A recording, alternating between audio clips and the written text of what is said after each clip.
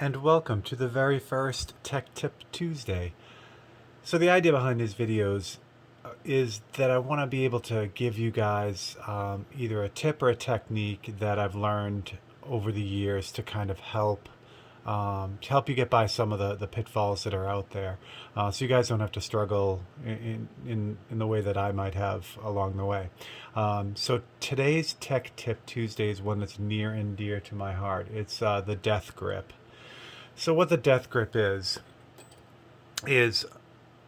you're concentrating so hard on what you're doing with the airbrush that you got this grip on the airbrush that's actually ruining your hand. You're just so concentrating on what you're doing. You just have this amazingly tough grip on the airbrush. So I'm going to show you a couple of tips, and hopefully that'll help you kind of relieve that grip. I have This is something that I've had going on from the very beginning of my airbrushing career. In fact, my first airbrush was an Iwata Eclipse SB, and it had these little pins on the bottom of the trigger. So I used to grip the airbrush so hard and push down so hard that I bent these little pins on my first airbrush, which is ridiculous. You shouldn't be doing that. So where it comes from is you're so heavily concentrated on what you're doing, you're not, you just wound up and crushing your airbrush. So I noticed it a lot when I was teaching introduction classes to airbrushing, that people were doing it, and it's totally normal. So here's what you can do to kind of fix it. So the first thing is the death grip really starts in your head. It's you being wound up about what you're doing. So the first thing you can do as you're airbrushing, we don't need the air for this.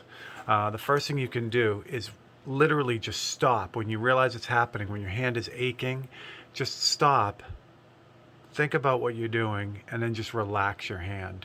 Stop airbrushing, just relax your hand. Since that death grip really comes from your brain first, you can really do a lot to minimize that by being aware of it in the first place.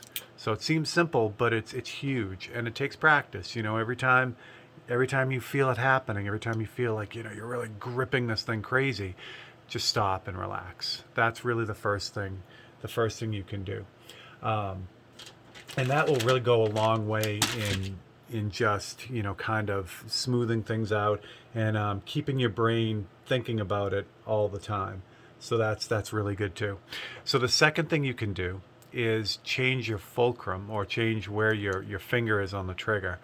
By changing something about the way you're holding the airbrush, that will do a lot to also relieve that death grip. So I usually airbrush with just the main part of my index finger pad right on the trigger. So when I really feel that death grip is coming on, and I'm concentrating on something really detailed, what I'll do is I'll just slide my finger up so that the very tip of the finger is on that trigger.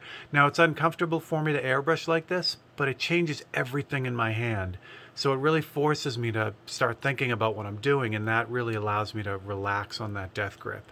And you can do it really any way. You can push your finger forward. Some airbrushers usually can use this first notch in their finger, but try something, just kind of slide it around so it's doing something that you're normally not comfortable with, and that'll change things as well.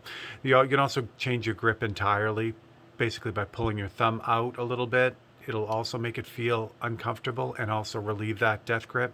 And you can slide your fingers around too, hold it in slightly a different way. Either like I normally will rest the airbrush right here on my finger.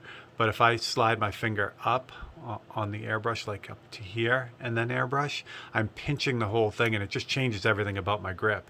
So I still have control, but I'm thinking about it more. So that's a good tip to kind of try out for that as well.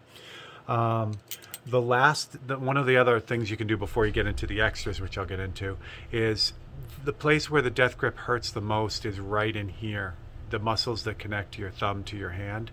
So what I'll often do too, since I usually airbrush with two hands, as I'm working, if I really feel that death grip, if I'm doing something that I'm death gripping on, what I'll do is I'll push that muscle with my thumb while I'm working, and it's amazing how much pressure that relieves. And it's kind of the same idea, you're relieving the pressure on that muscle so it relaxes the rest of your hand. So I'll do that often too.